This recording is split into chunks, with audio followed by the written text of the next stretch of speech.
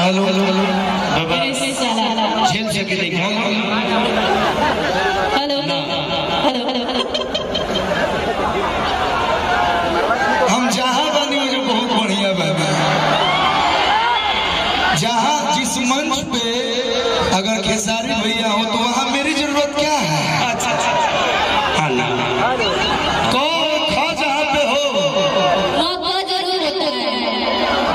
तो आप अभी इनका वो क्या बोलते हैं अभी जो क्लास चला तो नहीं फुर्सत मिली तो बात जाए तो हम तो मिल ले क्लास ये आपका मोहब्बत है कि आप मुझे इतना प्यार करते हैं। चलिए डिम्पल जी बहुत अच्छा लगा आप इस जगह पे आई हमारी बहन के शादी में अपनी ननद के शादी में कि जाए पिया जवानी मोर जराइए गेला आई गो तो चनिए दुनिया के भलाइए गेला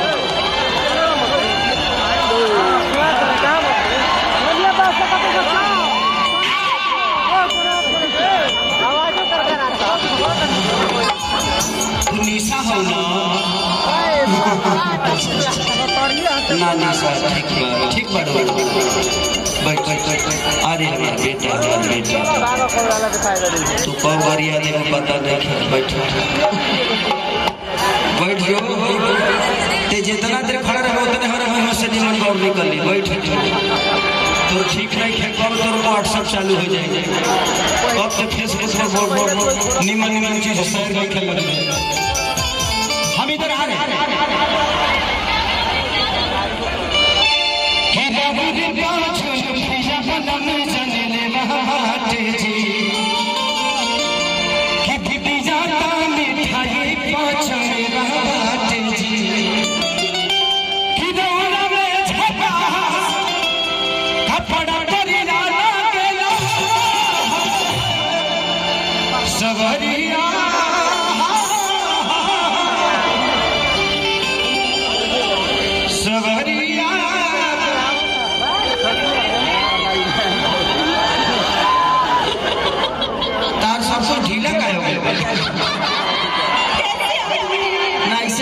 नहीं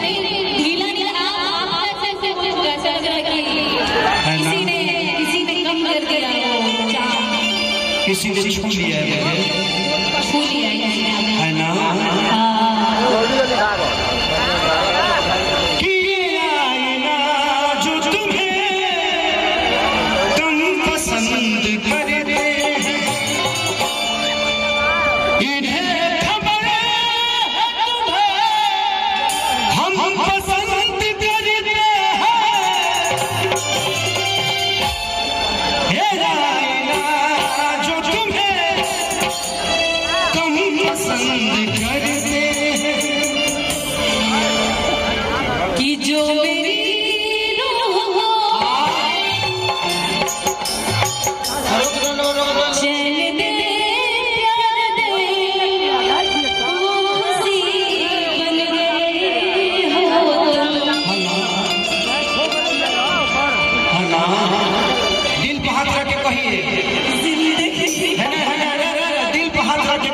दिल को हाथ रख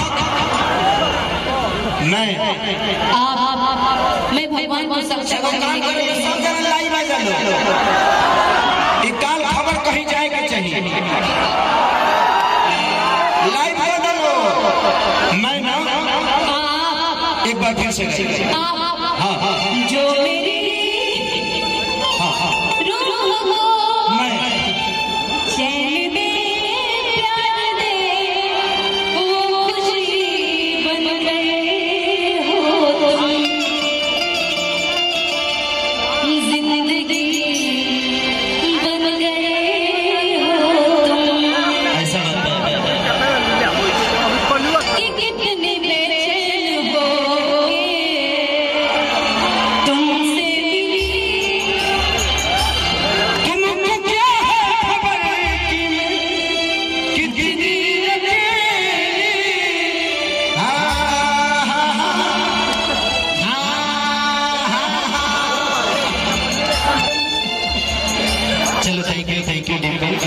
से देखिए।